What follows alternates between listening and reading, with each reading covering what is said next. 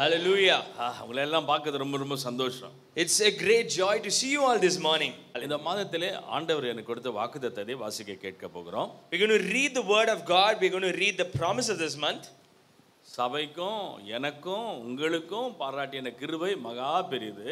The grace that God has given for yourself, myself and for the church is bigger. முதலாம் சங்கீதம் 2-3 வசனங்கள். Psalms chapter 1 verses 2 and 3. கர்த்தருடைய வேதத்தில் பிரியமாயிருந்து இரவும் பகலும் அவருடைய வேதத்தில் தியானமாய் இருக்கிற மனுஷன் பாக்கியவான். அவன் நீர்க்காலியின் ஓரமாய் நடப்பட்டு தன் காலத்தில் தன் கனியை தந்து இலையுதிராதிருக்கிற மரத்தை போலிருப்பான். அவன் செய்வதெல்லாம் வாய்க்கும். Whatever he does prospers. எரேமியா 17 அதிகாரம் 7-8 வசனங்களை வாசிப்போம். Jeremiah 17 verses 7 and 8. கர்த்தர் மேல் நம்பிக்கை வைத்து கர்த்தரை தன் நம்பிக்கையாக கொண்டிருக்கிற மனுஷன் பாக்கியவான். அவர் தண்ணீர் அண்டையிலே நாட்டப்பட்டதும் கால்வாய் ஓரமாய் தன் வேர்களை விடுகிறதும் உஷ்ணம் வருகிறதை காணாமல் இலை பச்சையாய் இருக்கிறதுக்கும் மழை தாட்சியான வருஷத்திலே வருத்தமின்றி தப்பாமல் கனி கொடுக்கிறதுமான மரத்தை போல் இருப்பான். இந்த வசனத்தை நான் வாசித்த பொழுது சங்கீதத்தில் மிகுந்த சந்தோஷம் அடைந்தேன். When I read this verse from the Psalms, I was very delighted. அவன் செய்வது எல்லாம் வாய்க்கும். Everything that he does will prosper. நான் அதை தியானம் பண்ண ஆரம்பிச்சேன். I started to meditate on that verse. கிட்டத்தட்ட 3 வாரங்கள் இந்த வசனத்திலிருந்து சில கருத்துக்களை ஆண்டவர் ஆவியானவர் இந்த உள்ளத்திலே பதிய வைத்தார். For more than 3 weeks the Holy Spirit has been showing a lot of mysteries from this word. தாவீது சொல்லுகிறான், கர்த்தருடைய வேதத்தில் பிரியமாயிருந்து இரவும் பகலும் அது தியானிக்கிற மனுஷன் பாக்கியவான். Psalmist David says, those who meditate in my word day in day out are blessed. நீங்கள் செய்வது எல்லாம் இதுவரைக்கும் வாய்க்காமல் இருந்திருக்கலாம். Whatever you do until now may have not prospered. நீங்க தொட்டதெல்லாம் அபஜயமா போயிருக்கலாம். Everything that you had done might be of disappointment. ஆனால் இந்த மாதத்திலே நான் உங்களை உற்சாகப்படுத்தும்படியாக சொல்லி நீங்கள் செய்வதெல்லாம் வாய்க்கும். But let me encourage in this month that everything that you do will prosper. ஆக இந்த மரமானது கனி தந்து பசுமையும் புஷ்டியுமா இருக்குன்னா வேர்களை குறித்து ஆண்டவர் ஆவியானவரோடு பேச ஆரம்பிச்சார். For a tree to be fruitful, the very importance, God started speaking to me about the importance of the roots of a tree. ஒரு மரத்தினுடைய வளர்ச்சி அதனுடைய வேர்களிலே அடங்கி இருக்கிறது. The growth of a tree depends upon the strength of its roots. தாவீது சொல்லுகிற வேளையிலே நீர்க்கால்களின் ஓரமாய் நடப்பட்ட செடி. King David says the roots by the trees planted by the streams of water. இந்த மாதத்திலே எல்லாம் உங்களுக்கு ஜெயமாக மாற வேண்டும் என்றால் நீங்கள் நீர்க்கால்களின் ஓரமாய் நடப்பட்ட மரமாக இருக்க வேண்டும். If you want victory in this whole month, you need to be the trees that are planted by the streams of water. நீர்க்கால்கள் என்பது பரிசுத்த ஆவிக்குள்ளே நிறைஞ்சு ஒவ்வொரு நாளும் ஜெபிக்கக்கூடிய அனுபவம். Every day being filled with the Holy Spirit and praying along with the Holy Spirit. அடுத்த தேவ வசனத்திலே நாம் நிறைய வேண்டும். And we need to be filled with the word of God. அப்ப நம்முடைய வேர்களானது நீர்க்காலின் ஓரமாய் நடப்படும் பொழுதுதான் உஷ்ணத்தை பார்க்க மாட்டோம், வளர்ச்சியை பார்ப்போம். And that, when our trees are planted by the streams of water, that is when we see growth. இந்த நீர்க்காலின் ஓரமாக நடப்பட்ட மரம் எப்பொழுதும் செழிப்பாக இருக்கும். These trees that are planted by the streams of water will always be healthy. யோபுடைய வாழ்க்கையில பல கஷ்டங்கள் வந்தது. We see that Job had a lot of problems in his life. சோதனைகள், கஷ்டங்கள் வந்தது. There were a lot of circumstances, lot of tribulations in his life. அவருடைய வேர் ஆழமா இருந்தபடியால ஒரு காரியமும் அசைக்கப்படவில்லை. But because his roots were strong and deep, he could not be shaken. யோபு சொல்வதை நாம் வாசிக்க கேட்போம். Let's read what Job has said. யோபு 29 அதிகாரம் 19 வசனம். என் வேர் தண்ணீர்களின் ஓரமாய் படர்ந்தது, என் கிளையின் மேல் பனி ராம் முழுவதும் தங்கியிருந்தது. என் வேர் எங்க தண்ணீர் அண்டை படர்ந்தது. யாருங்க சொல்றது? கஷ்டம் உபத்திரவத்தை பார்த்தவன், சோதனைகளை பார்த்தவன் சொல்றான், என் வேர் அழிந்து போகவில்லை, காய்ந்து போகவில்லை, அது தண்ணீர் அண்டையிலே படர்ந்து வருகிறது. We see that Job, amidst all those situations and all those hardships, he says my roots will reach the water. இதுதான் நீதிமானுடைய சாட்சியா இருக்க வேண்டும். And this is the testimony of a righteous person. உங்களுடைய வேர் ஆழமாக நீர்க்காலின் ஓரமாக நடப்பட வேண்டும். Your roots need to be planted by streams of water. இரண்டாவதா நம்முடைய வேர் ஆழமாக செல்ல வேண்டும். Secondly, our roots need to go deep. இந்த வேர்கள் ஆழமாக செல்ல வேண்டும் என்றால், if these roots need to go deeply, நம்முடைய ஜெப வாழ்க்கையில ஒரு வித்தியாசம் இருக்க வேண்டும். there has to be a change in our prayer lifestyle. நம்முடைய ஆவிக்குரிய வாழ்க்கையில வித்தியாசம் இருக்க there has வேண்டும். to be a change in our spiritual lifestyle. பரிசுத்த ஆவிக்குள்ளே நிரம்பி ஜெபிக்கக்கூடிய பழக்கம் நமக்குள்ள இருக்க வேண்டும். we need to be filled by the Holy Spirit and pray. வாக்குத்தத்தமாக சொல்றேன், இந்த மாதத்தில் நீங்கள் செய்வதெல்லாம் வாய்க்க வேண்டும் என்றால் உங்கள் வேர் ஆழமாக செல்ல வேண்டும். let me tell you as a promise, if everything that you do needs to prosper, your roots need to be deeply rooted. 2 ராஜாக்கள் 19ஆம் அதிகாரம் 30ஆம் வசனத்தை வாசிக்க கேட்போம். 2 Kings chapter 19:30. யூதா வம்சத்தாரில் தப்பி மீந்திருந்தவர்கள் மறுபடியும் கீழே வேர் பற்றி மேலே கனி கொடுப்பார்கள். யூதா வம்சத்தார் பாபிலோனுடைய சிறையிருப்பிலிருந்து மீந்தவர்கள், இவர்கள் வேர் பற்றி ஆழமாக செல்லக்கூடியவர்களாக இருந்தார்கள். The kingdom of Judah were separated from the kingdom of Babylon, and they were separated for God. ஆழமான வேர்களை உடையவர்களாக இருந்தபடியால் கர்த்தர் அந்த சந்ததியை ஆசீர்வதித்தார். They were a generation that were deeply rooted in God, and that's why God blessed them. பின்பதாக அசைக்கப்படாத 3 நபர்களை குறித்து சொல்ல போறேன். Later we're going to see about 3 unshakable people from the Bible. இதெல்லாம் நான் இன்ட்ரோடக்ஷனா உங்களுக்கு சொல்லி கொண்டிருக்கேன். These are all my introduction to the sermon. ஆழமாக நீங்கள் வேர்களை விட வேண்டும். We need to be deeply rooted. அந்த படத்தை பார்த்தீங்கன்னா ஆழமாக போகக்கூடிய வேர்கள் எல்லாம் பிரச்சனை இருக்காதா, சோதனை இருக்காதா, கஷ்டம் இருக்காதா என்ன நீங்க கேட்கலாம்.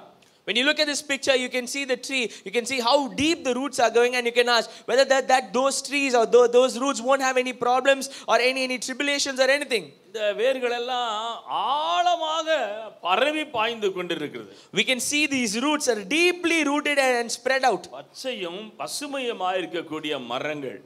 We can see the trees are greenery. நம்முடைய உறவு, நம்முடைய ஜெப வாழ்வு எல்லாம் ஆழமாக செல்லுகிற வேளையில கர்த்தர் நம்மை ஆசீர்வதிக்காமல் வேற யாரை ஆசீர்வதிப்பார்? When our relationship with God is deeply rooted, God will bless us. If he doesn't bless us, who else is he going to bless?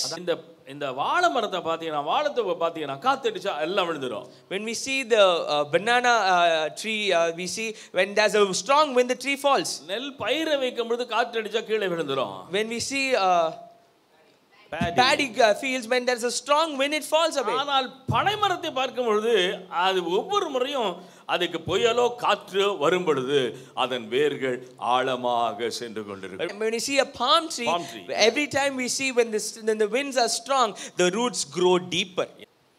ஆழமான வேர்களை விடுகிறவர்கள் ஒன்றுக்கும் அசைக்கப்பட மாட்டாங்க. People who are deeply rooted are unshakable, unmovable. நீங்க செய்வதெல்லாம் வாய்க்கணும்னா உங்க வேர் ஆழமாய் செல்ல வேண்டும். If you want everything that you do to prosper, you need to be deeply rooted. சோதனை கஷ்டம் எது வந்தாலும் சரி உங்க வேர் மேலே வரக்கூடாது, ஆழமா போகணும். No matter what troubles you face, your roots need to go deep. அசைக்கப்படாத வேர்கள், unmovable roots, நீர்க்கால்கள் ஓரமாய் நடப்பட்ட வேர்கள், roots by streams of water, ஆழமான வேர்கள், deeply rooted, அசைக்கப்படாத வேர்கள், unmovable roots. நம்ம வேர் ஆழமாய் செல்லதான் கர்த்தர் நம்மை அசையாமல் நிலைத்திருக்கும் சியோன் பர்வதத்தை போல கர்த்தர் மாற்றுவாராம். But when our roots are deeply rooted, that's when God raises us. ஆண்டவர் எப்படிப்பட்ட மரங்களா இருக்க விரும்புறார் தெரியுமா? You know how God wants us to be deeply rooted or பசுமை நிறைந்த செழிப்பா இருக்கக்கூடிய மரங்களாக நம்மை மாற்ற ஆண்டவர் விரும்புகிறார். God wants us to be flourishing trees. மாத்திரமல்ல வேர் செல்ல கனி தருகிற மக்களாக உங்களை என்னையும் மாற்றி இருக்கிறார். But the more and more deep our roots go, the more and more fruits will we bear. நான் வேதாகமத்திலே வருகிற அசைக்கப்படாத ஒரு சில நபரை நான் சொல்லி ஜெபம் பண்ண விரும்புகிறேன். But I would like to mention few people, unmovable people from the word of God, from the Bible. பனைமரம் நல்ல எடுத்துக்காட்டு. காரணம் என்னவென்றா, மழை வந்தாலும் குளிர் வந்தாலும் சூறாவளி வந்தாலும் காற்றடிச்சாலும் அது அசையவே அசையாது, இருக்கிற இடத்துல தான் இருக்கும். The palm tree is a very good example. No matter how strong the winds are, it will never fall down. கர்த்தர் உங்களை நாட்டின தோட்டத்துல நீங்கள் கனி தர வேண்டும் என்று ஆண்டவர் எதிர்பார்க்கிறார்.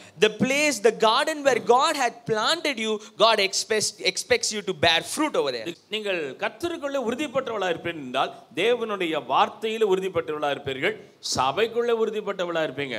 When we are deeply rooted in the word of God, we'll be deeply rooted in the church.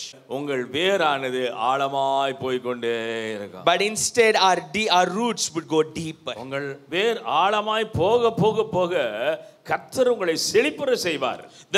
When our roots go deeper, God will make us flourish more. வேர் ஸ்ட்ராங்கா இருந்தா ஒரு நாளும் ஒருபோதும் அசைக்கப்படவே மாட்டீங்க. But when your roots are strong, you will never be unmovable. தீர்க்கதரிசனமா சொல்றேன். I prophesy. இந்த சபைக்குள்ளே வருகிற உங்கள் ஒவ்வொருவரையும் கர்த்தர் ஆசீர்வதித்து உயர்த்த வல்லவராக இருக்கிறார். Let me prophetically tell you, everybody who's coming inside this church, God is going to bless you. நீங்கள் அசைக்கப்படாத இருக்கிறதே உங்க சொந்தக்காரர் பார்க்கணும். You being unmovable has to be seen by your relatives. உங்க நண்பர்கள் பார்க்கணும். Your friends have to see. உங்களுக்கு வந்திருக்கிற பிரச்சனை போராட்டங்கள் கொஞ்சம் நஞ்சம் இல்ல. Because the problems that you face are not just one or two. ஆனால் அதன் மத்தியிலே நீங்கள் உறுதியா இருக்கீங்களே, அது எப்படி என்று கேட்பார்கள். But amidst that you are rooted, they have to start questioning why. உங்க வேர் ஆழமாய் சென்றிருப்பதனால ஒன்றும் உங்களை அசைக்க முடியாது. And the reason is because your roots have gone deep into Christ. That is the reason. இந்த மாதத்துல இந்த கால வேளையில ஒரு தீர்மானம் பண்ணுங்க, என் வேர் அப்பா ஆழமாய் செல்வதற்கு எனக்கு உதவி செய்யுங்க. Let's make a decision this morning saying, God, my roots have to go deep. இந்த மரத்தினுடைய செழிப்பை, உங்களுடைய செழிப்பை பசுமையும் புஷ்டியுமான கனிவுள்ள மரங்களாக ஜனங்கள் காண வேண்டும். Lord, people have to see me as a tree which flourishes and bears fruit. என்ன வந்தாலும் சரி, உங்க விசுவாசத்தை ஒரு காரியமும் அசைக்கவே முடியாது. No matter what comes, your faith should be unshakable. முதலாவதாக தாவீதை குறித்து சொல்ல போறேன். Firstly, I would like to talk about David. தாவீது அசைக்கப்படாத ஒரு மனுஷன். David was an unmovable person. தேவனாலே தெரிந்து கொள்ளப்பட்டவன். He was chosen by the Lord. கர்த்தர் அவனை அழைத்திருந்தார். God had called David. ஆடுகளின் பின்பதாக போயிருந்த அவனை கர்த்தர் ராஜாவாக மாற்றினார். A simple shepherd boy, God changed him into a king. ஆனால் அந்த ஆடுகளை மேய்த்து கொண்டிருந்த அவனை பார்த்து அப்பா சொல்றாரு, சகோதரர்களுக்கு ஆகாரம் கொண்டு போ. And looking at him, his father says, go take food for your brothers. சாப்பாடு கொண்டு வந்தபோது ஒரு காட்சியை பார்க்கிறார். And when he brought his food, he sees Goliath அங்க தூஷித்து கொண்டிருக்கிறார். He looks at Goliath who is cursing God. மற்றவங்க காதுகெல்லாம் அது சாதாரணமா இருக்குது. For the other years it was a very normal thing. அபிஷேகம் பெற்ற இந்த தாவீதுக்கு அது வித்தியாசமா வேற விதமா இருக்குது. But anointed David could not bear it. வைராக்கியம் அவனுக்குள்ள வந்துச்சு. He was zealous for God. காரணம் என்ன தெரியுமா?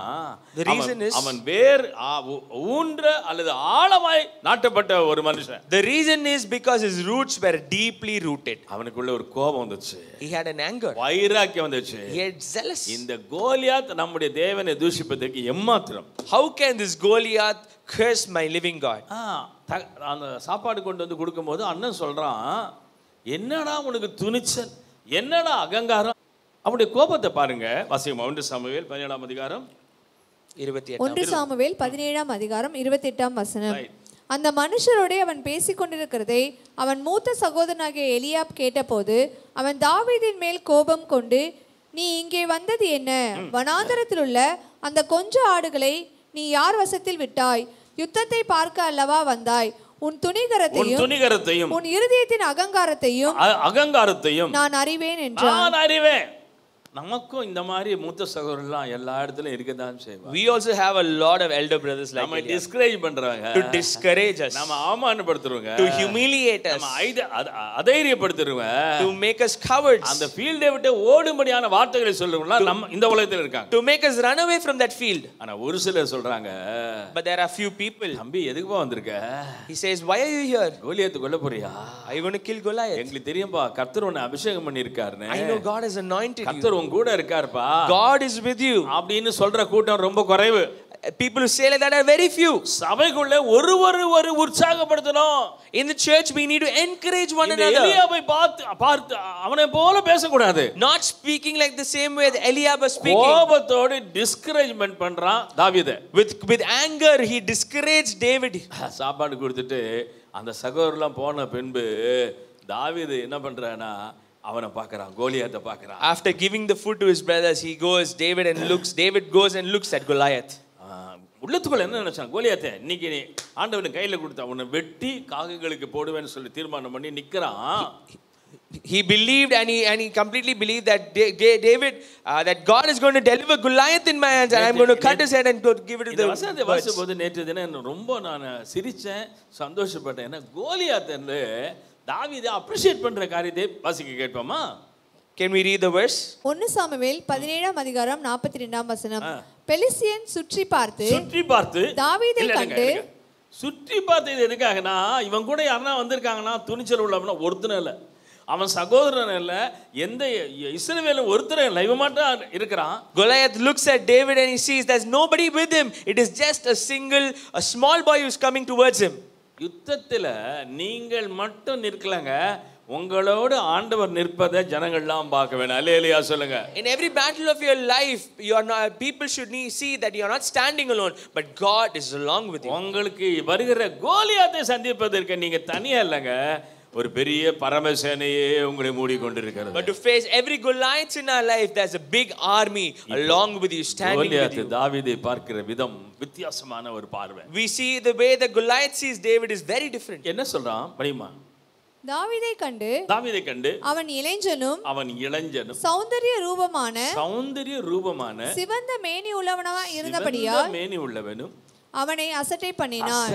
இதெல்லாம் பார்த்துட்டு அசட்டை பண்ணான். இன்னொரு வசனம் சொல்லப்பட்டிருக்குது, தாவீது அழகிய கண்கள், சிவந்த மேனி, அப்புறம் தோற்றத்தில் இன்னும் வசீகரமான ஒரு நபராக அவன் இருந்தான். We see from the verse, we see Goliath looking at David and describing him as a boy glowing with health and handsome, and he despised him. ஒருத்தன் எதிரியா வரான்னா அவன் அப்ரிஷியேட் பண்றதுக்கு பிசாசுக்கு எப்படி இருக்குது பாருங்க. Whenever a person is coming against you, look how the way that Goliath was looking at David and describing him. அதாவது தாவீது சொல்றான் உன்னை கொல்ல வந்திருக்கேன்னு.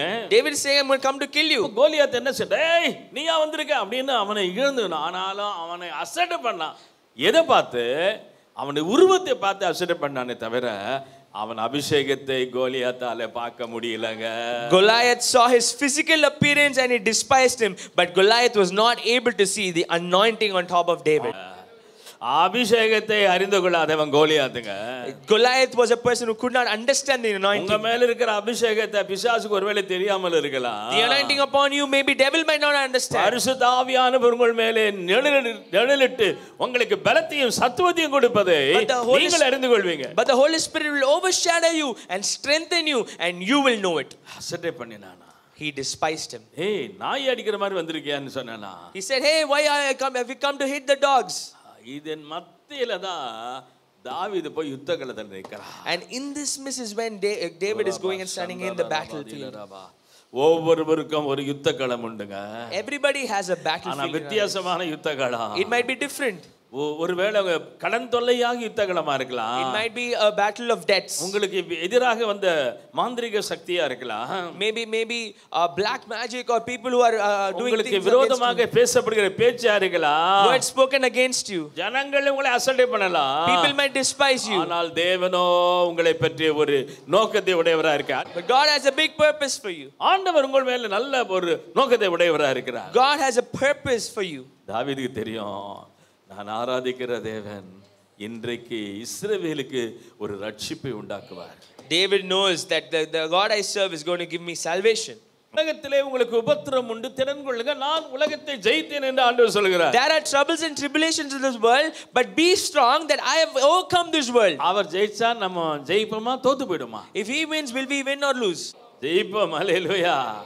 ஆமென். தாவீதுக்குள்ள இருந்த அபிஷேகம் கோலியாத்தை எதிர்ப்பதற்கு ஷேக் பண்ணாம அவன் வேர் உறுதியாக கீழே செல்லக்கூடியதா இருந்தது. The anointing on David was because he was deeply rooted, and that's why he was unmovable. பழைய ஏற்பாட்டுல தான் இந்த மாதிரி காரியங்கள் இருக்கா? புதிய ஏற்பாட்டுல இப்படிப்பட்ட ஹீரோஸ் இருக்காங்களான்னு நான் தேடி பார்த்தேன். I was searching whether there was people in the New Testament only, is it only in the Old Testament, or is there anybody who I can preach about in the New Testament? சொல்லப்படுகிறது. We can see and talk about Paul. அவன் ஆழமான வேர்களை உடையவன். He was deeply rooted. மரணத்தை குறித்த ஒரு நிச்சயத்தை உடையவன். He didn't have any fear about death. வருங்காலத்தை குறித்த ஒரு ஆழமான நம்பிக்கை உடையவன். He had a purpose about the future. அவரை போல நல்ல தரிசனமுடைய மிஷனரி மைண்ட் பவுலுக்கு இருந்துச்சு. He had a very mission filled mind. அந்த தாவீதுக்கு அபிஷேகம் மாத்திரமல்ல, கர்த்தருடைய கண்களிலே கிருபை கிடைச்சது, தாழ்மையா இருந்தான். We see not just anointing, but God gave grace for David. நான் பவுலை பற்றி சொன்னேன். I spoke about Paul. பவுலை குறித்து வாசிக்கமா? ரோமர் 8ஆம் அதிகாரம் 36ஆம் வசனம். 36ஆம் வசனம். கிறிஸ்துவின் அன்பை விட்டு கிறிஸ்துவின் அன்பை விட்டு நம்மை பிரிப்பவன் நம்மை யார்? பிரிப்பவன் யார்? உபத்திரவமோ, உபத்திரவம், நம்பர் 1, உபத்திரவமோ, வியாகுலமோ, துன்பமோ, துன்பமோ, பசியோ, நிர்வாணமோ, நாசமோசமோ, பட்டயமோ, இவை எல்லாவற்றினின்றும் நாம் நம்மில் அன்பு கூறுவராலே முற்றும் ஜெயம் கொள்ளுகிறவர்களாய் இருக்கிறோம். நம்ம பார்த்து சொல்ற ரோம சபையை பார்த்து சொல்ற முற்றும் ஜெயங்கொள்கிறவர்கள், கம்ப்ளீட் விக்டரி, முற்றிலும் ஜெயங்கொள்கிறவர்கள். யார் முற்றிலும் ஜெயங்கொள்வாங்க? Who will have complete victory? வேர் ஆழமாக செல்லுகிறவர்கள், people who are deeply rooted. மரணத்தை பற்றி கேட்டா பவுல் கிட்ட அதெல்லாம் வந்துட்டு போட்டோம் அப்படின்னு சொல்லி. Paul was never afraid of death. டேய் உன்னை கொன்னுடுவேன் அப்படின்னு சொன்னா கொல்லுடா அப்படின்னு சொல்லுவான். Even when somebody warned him or said I will kill you, he was not able to mind. கண்ண மூடுனா பரலோகத்துல போய் தரங்க போறேன். He said if I die here I'm going to go to heaven. எந்த காரியமோ நிகழ்காரியமோ வருங்காலங்களோ காரியமோ என்னை ஒன்றும் அசைக்க முடியாது. He was very confident that anything which happens in the present or the future cannot shake me. விசுவாசிகளாக உங்களை பார்த்து சொல்றேன். Let me look at you and say believers. இந்த வருஷம் இன்னும் மாசங்கள் 9 மாசம் இருக்குது. We have still 10 months to go. அதுதான் ஆண்டவர் ஃபவுண்டேஷன் போடுறாரு. And that's the foundation that God is. வாழ்க்கையில பிரச்சனை வரும், காற்று அடிக்கும், சூறாவளி இருக்கும், ஆனா உங்க வேர் ஆழமாக செல்ல செல்ல ஷேக்கிங் இருக்கும், வேர் இன்னும் உள்ள போயிட்டே இருக்கும். Amidst every strong winds and storms, the more and more we face those kind of situations, our roots are going to go deeper. Hallelujah, hallelujah, hallelujah, hallelujah. இப்போ வருகிற காலம் கொடிய காலங்கள்.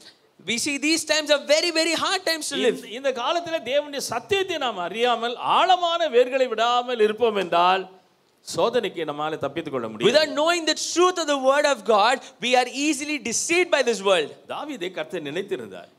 God sustained David. அது நிமித்தமா தான் கர்த்தர் அவனை அபிஷேகம் பண்ணார். And that is the reason why he anointed him. கிருபையை கொடுத்தார். He gave grace to him. ஆண்டவர் தாவீதுக்கு நிச்சயமான கிருபையை நித்திய உடன்படிக்கையாக ஏற்படுத்துவேன் என்று ஆண்டவர் சொல்கிறார். We see God says that the grace that I gave him, I'm going to strengthen it. பாட்டிலே ஆண்டவர் கொடுத்த கிருபை மகா உன்னதமான கிருபை. In the Old Testament we see the grace that God gave is a mighty grace. நீங்களும் நானும் ரொம்ப privileged people. காரணம் புதிய ஏற்பாட்டிலே ஆண்டவர் இயேசு கிறிஸ்து மூலமாக கிருபை அபரிமிதமாக நமக்கு கிடைச்சிருக்கிறது. We are so privileged that because in living in this New Testament through Christ Jesus we've been given unlimited grace. இப்படிப்பட்ட அபிஷேகத்தையும் கிருபையும் தேவ தெய்வம் பெற்ற நீங்கள் ஒன்றுக்கும் பயப்படாம ஒரு காரியமும் உங்களை அசைக்கப்படவே கூடாது. Such anointed people we should never be unmoved. உங்க வேர் ஆழமாய் போகணும், தண்ணீர் ரெண்டலே நாட்டப்பட்டிருக்க வேணும், இன்னும் கனிகளை தருகிற பசுமையான வேர்களா இருக்கும் என்றால் ஒன்றுக்கு நீங்கள் பயப்பட வேண்டிய அவசியம் இல்லை. Our roots need to be planted by streams of water. We need to be deeply rooted, and that's when God will make us a flourishing and fruit bearing person. தாவீது கர்த்தருக்குள்ள நிலைவரமாக வேர் விடுகிற ஒரு மனுஷனாக இருந்தார். We see David was deeply rooted in God. இரண்டாவது யோசேப்பை குறித்து நான் தியானம் பண்ணி கொண்டிருந்தேன். I was meditating about Joseph. யோசேப்பு அவன் இளம் வயதிலே தெரிந்து கொள்ளப்பட்டவன். He was chosen at a very young age. கர்த்தர் அவனுக்கு தரிசனம் கொடுத்தார். God had given him a vision. ஆனால் அந்த தரிசனம் நிறைவேறக்கூடாதபடிக்கு அவனுடைய சகோதரர்கள் எல்லாரும் குழியில போட்டாங்க. But there were his brothers put him in a pit so that that vision doesn't come past true. யோசேப்பு என்றால் பெருக்கம் என்று பொருள். We see the meaning Joseph means multiplication. அவனுடைய தரிசனத்தை அழிக்க சகோதரர்கள் நினைச்சாங்க. His brothers wanted to kill his vision. யோசேப்புக்கு ஒரு வருங்காலத்தை குறித்த தரிசனத்தை ஆண்டவர் கொடுத்தார். God had given Joseph a vision about the future. அதை அழிப்பதற்கு குழியில போட்டாங்க. And to destroy his brothers put him in a pit. சகோதரர்கள் நினைச்சாங்க போனா செத்து போனா தொலைஞ்சு போனா. His brothers thought that is over, his life is over. அப்பா கிட்ட கொண்டு போய் செத்து போய்ட்டான்னு சொல்லிட்டாங்க. When they went to his father and said he is no more. ஆனாலும் அவர் 91 வயசுல தான் இவன் பிறந்திருக்கான். ஆனாலும் இவன் அந்த யாக்கோபுக்கு என்ன ஒரு நம்பிக்கைன்னா என்றைக்காவது என் மகனை காண்பேன், இந்த பையங்க சொல்றதெல்லாம் பொய்யா இருக்கும்னு சொல்லிட்டு அன்னிலேருந்து ஜெபம் பண்ண ஆரம்பிச்சான். But his father did not believe what his brothers said, and he said whatever happens God has it control. குழியில போடப்பட்ட போதும் அவன் வேர்கள் ஆழமாக போனது. Even when he was thrown in a pit, his roots were deep. மேலே இருந்து அவன் போட்டான், மேலே இருந்து போட்டானுங்க குழியில. யோசேப்பு எங்க இருக்கான்? கீழே குழியில இருக்கான். We see the brothers had put him from top inside the pit. We see he's inside the pit. குழியில வரும்போது இன்னும் ஆழமா போறான். And when he went inside he went even deeper. நான் சொல்றது உங்களுக்கு புரியுதா இல்லையா தெரியல. Are you able to understand what I'm saying? குழியில போடப்பட்ட யோசேப்பு இன்னும் ஆழமாக இன்னும் 100 அடி 200 அடி வேர்கள் பரவி பாய்ந்து கொண்டிருக்கு. When Joseph was put inside the pit, we see his roots grew deeper. ஆண்டவர் சொல்ல யோசேப்பே பயப்படாத.